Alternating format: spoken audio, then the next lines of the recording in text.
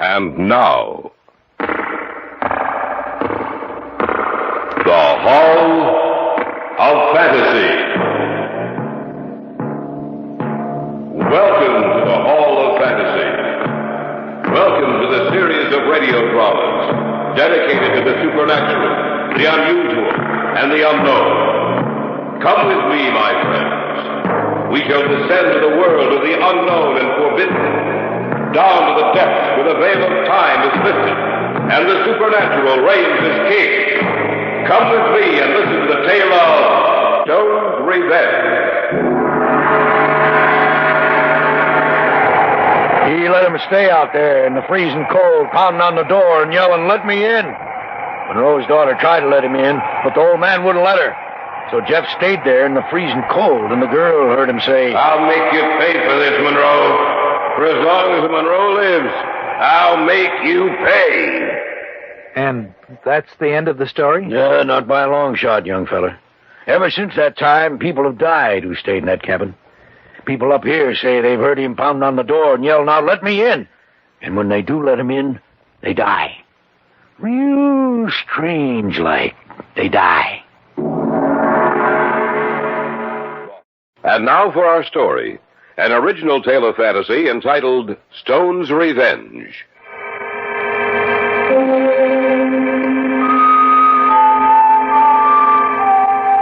Jim Loring was my best friend. His sister Betty more than my friend, for we were set to be married the following November. We'd all been working pretty hard, and we figured we needed a rest, so we took a 2 weeks vacation and headed up north. Before we left the city, Jim rented a cabin from a real estate broker about 400 miles north of here. We left about 3 in the morning and drove steadily. Hey, what time is it? 11:30. Oh, we've made good time. Yeah, that's right. According to the last marker we saw, we ought to be pulling into Wood Lake in a few minutes.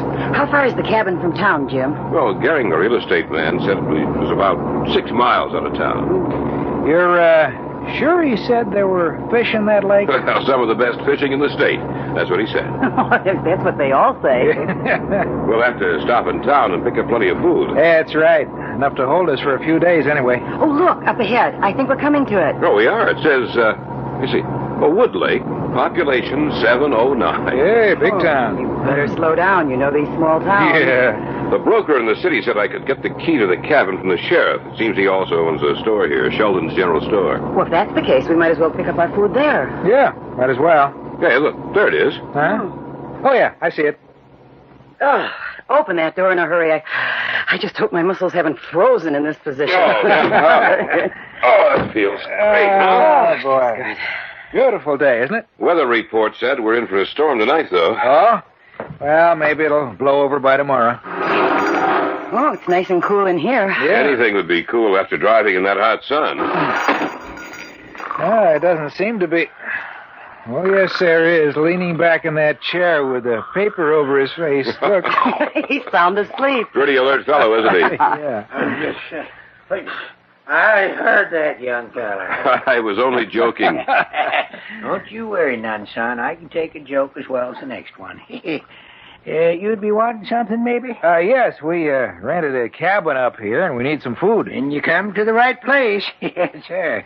Now, what can I do you for? You'd better take charge here, Betty. All right. Well, let's see. We'll need some eggs. About 2 dozen. Coming right up. Yeah. You come in fresh this morning? Where are you staying? Oh, the old Monroe place. A real estate man in the city said we could pick up the key from you. Yep, I got the key, all right. Yeah, what else, ma'am? Well, let's see. Some bacon, a pound of coffee, pancake flour, potatoes, oranges, some cream, sandwich. Wait a minute. Hold on, ma'am. I got what you said, but don't say no more, because if you do, I'll forget everything. So, you're staying at the old Monroe place, huh? That's right. Let's see now. Coffee, flour. You got a 5-pound sack of potatoes here. Oh, that'll be fine. Yeah. Go over there and help yourself to some oranges, ma'am, and anything else you see. Just pick it up and set it on the counter here. All right. I guess that will be the easiest way. Yeah. So you're staying at the old Monroe place, huh? You said that once before. Yeah, I know I did. I just wanted to be sure I was hearing right. Well, your hearing's all right, Sheriff. By the way, may we have the key? Sure enough. It's right here under the counter, Yeah, long time since that cabin's been rented. Oh? How come? People just don't like to go up there. Oh, why not? Anything wrong with it? Not exactly. Still the best cabin around these parts. Got a nice refrigerator. Indoor plumbing. A real nice place. But you oughtn't to go up there. Why? Because of old Jeff Stone. People around here say they've seen him up there. Oh, he won't bother us. Don't you count on that, young feller. Look, if he comes around the cabin, we'll ask him to leave. Only leaving, that'll be done. It'll be done by you. Well, why? Is he dangerous? Yeah, he's dangerous. And he's dead, too. What do you mean? Just what I said. Well, you can't expect us to believe I don't expect you to believe nothing. I'm just telling you what I know for a fact. The real estate man didn't say anything about... He's only interested in renting it. Now, you listen to what I got to say. Well, I don't think... Let him talk, Jim. Thank you. I'll tell you about what happened up there. About 15 years ago it was. Old man Monroe hated Jeff Stone. Used to make life miserable for Jeff. And Jeff used to come in here and say that he was going to get even someday. And the hatred inside him would come out on the surface.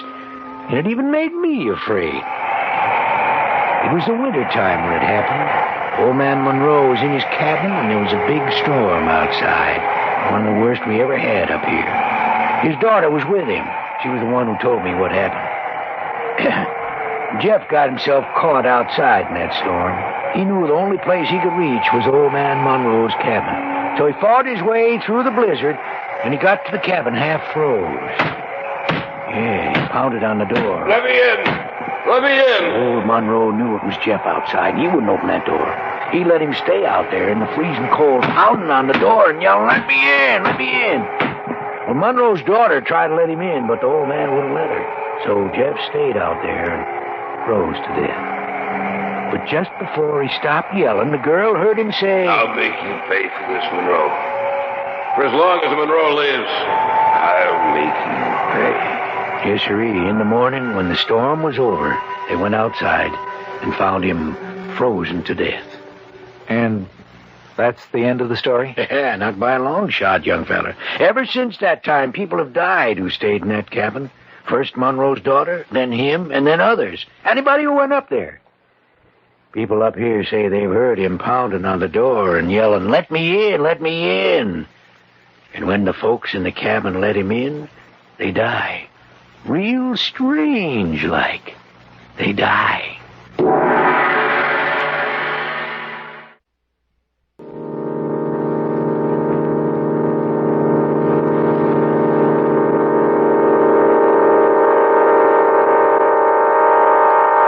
The sheriff leaned across the counter as he spoke to us.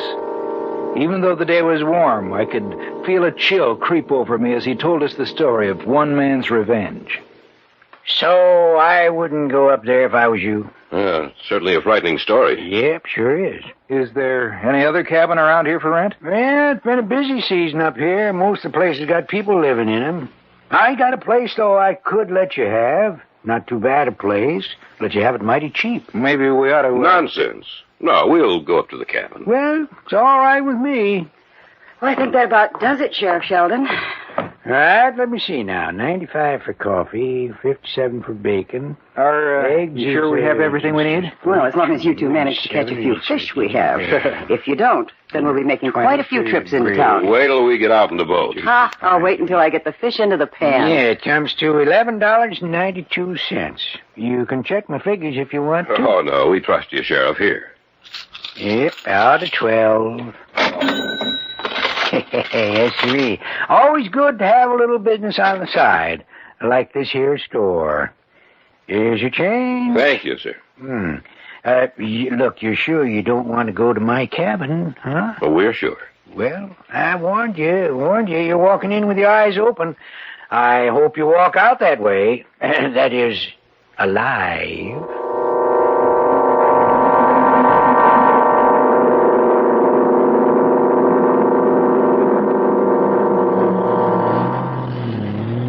Certainly is far enough away from everybody. Mm-hmm. It's a good thing we have a map or we'd be lost. Hey, look, I can see it. Huh? Yeah, hey, so do I. Yeah, it looks pretty nice. Oh, and there's the lake. Oh, it's beautiful. Hey, can I pick him or can I pick him? This lake is so hard to get to that I bet it hasn't been fished much. I can hardly wait to get out there. They ought to be hitting pretty well this afternoon, huh? We'll get the boat off the trailer and whip that lake to a froth. Jim, Mm-hmm. I heard that story that the sheriff was telling you. Oh, you don't think there was any truth to it, do you? Of course not. You notice when he finished, he said he had a place that we could rent? Oh, I hadn't thought of that. Well, I did. He just wanted to talk us out of coming up here. Always good to have a little business on the side, he said. I wonder how many people he's talked out of coming up here with that crazy story of his. Yeah. Quite a few, I suppose. But it did frighten me.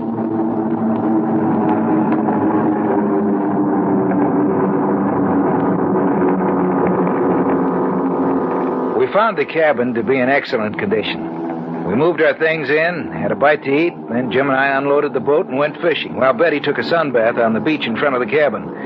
The big ones weren't hitting, but the panfish were. And when we came in, we had a stringer full of bluegills, crappies, and perch. Betty fixed dinner, and we had all the fish we could eat.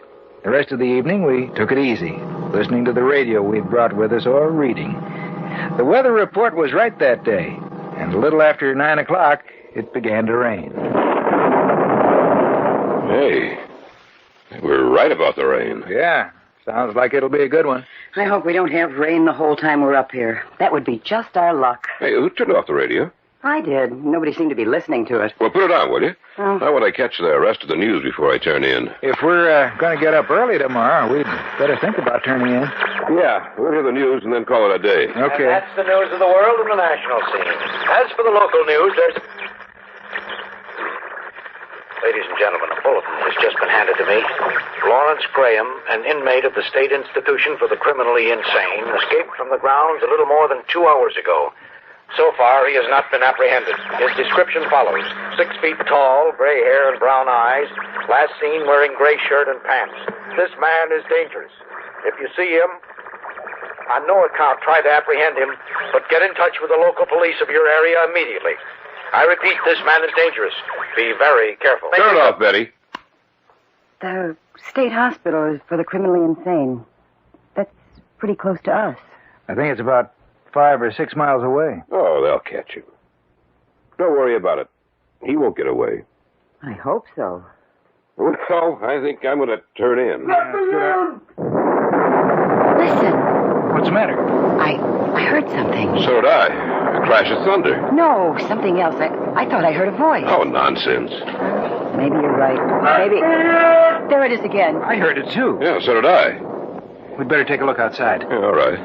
No, don't go outside. We'll just stand in the doorway and see if there's anything out here. Do you see anything? No. Nothing. Then come back inside. Yeah, all right.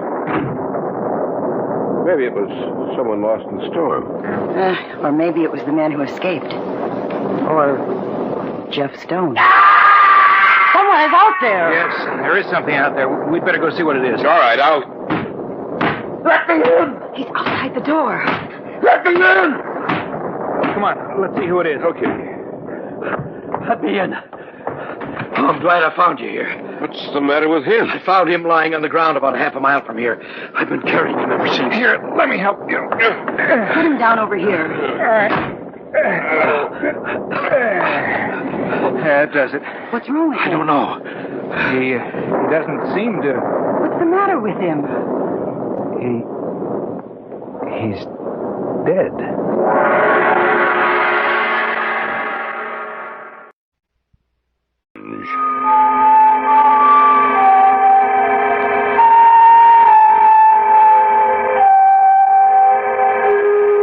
The storm was getting worse.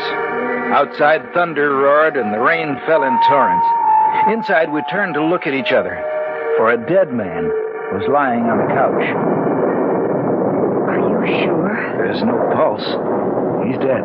Was he dead when you found him? No. Then he must have died while you were carrying him. Yes. Storm's pretty bad. You'd better stay here until it blows itself out. Thanks. Gordon, Yes? come over here a minute. All right. What do you want? Don't talk so loud. Do you see his clothes? Whose? Well, not the dead man. What's so different about them? Gray shirt and slacks? Remember the broadcast? Gray shirt and slacks, 6 feet tall with gray hair and brown eyes. Well, that man fits the description of the one that they put out the warning about. What do you think we should do? I don't know. The announcer said he was dangerous. But it might not be him. What if it is? Hey, what are you two talking about? We were wondering if you'd like something to eat, sir. No. You live around here? At one time.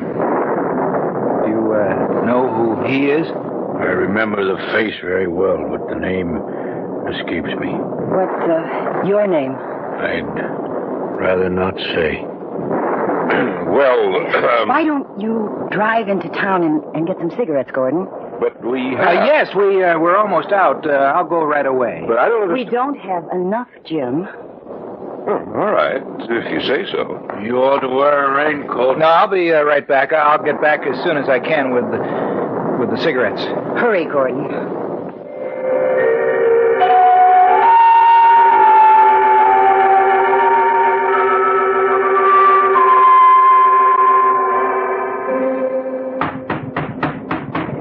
Just a minute.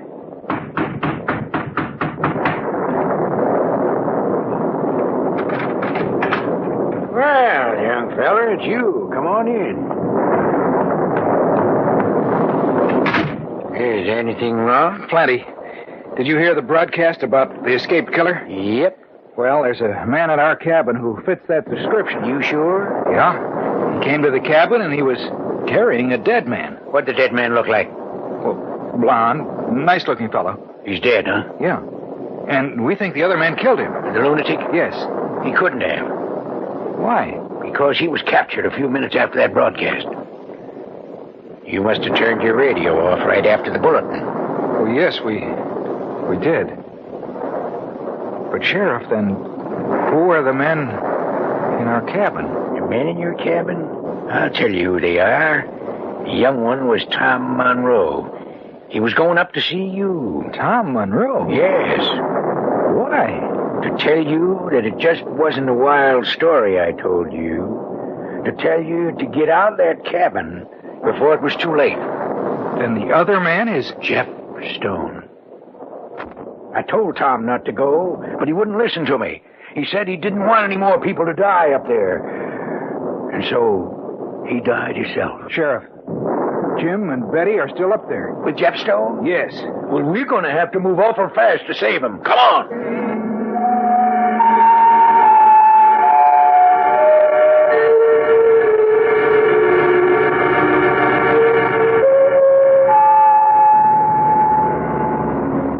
The road's so slippery, I hope we can make it up to the top. Yeah, we're almost there. Keep driving. Yes. I almost didn't make it down. I got stuck once up there. We'll make her. If anything's happened to them, I don't know what I'd do. Just pay attention to the road. All right. Here's the spot I got stuck in before. We're not moving. Rocker, little rocker. Right. No, we're stuck. We're stuck good. Then leave the car here and we'll travel the rest of the way on foot. All right. Right. Let's get out. I can see the lights through the trees. Come on, let's go. All right. It's slippery. Yeah, watch your step. Betty! Jim, we're coming! Can't hear you, not with this storm and all. Oh, I thought if he heard me... Yeah, forget it. Just watch. Are you all right? Yeah, I guess so. Here, I'll help you up. Thank you. There you are. All right, let's go. All right. We're almost there. Yeah.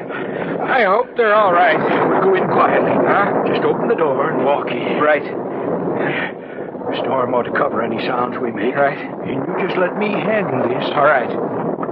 Here we go. It's locked. We'll have to break it down. Together, then. Here All we right. go. Well, that was Betty. We got to get that door down. Right. That's it. That's it. Betty, what's wrong? It's you. Well, of course. I brought the sheriff with me. Where's the man that was here? Oh, he's gone. I thought it was him returning when you crashed against the door. That's why I screamed it. I was afraid. Well, I want to be sure that... Yep, it's Tom Monroe, all right. You know this man? Yeah, he's the grandson of old man Monroe, who murdered Jeff Stone by letting him freeze to death outside. Jeff Stone's revenge is over now. But if he'd killed other people that came here, then why didn't he hurt us? Revenge is a strange thing, ma'am. In Jeff Stone's case, I think it was strong enough to bring him back from the grave to try to even the score. And so he killed old man Monroe over again every time someone died here. And when he killed young Tom here, then his feeling for revenge left him. Why? Tom was the last of the Monroes, Mr. Blake. Jeff Stone's revenge is complete now. Yes, sir, it's complete now. And he can rest quiet in his grave.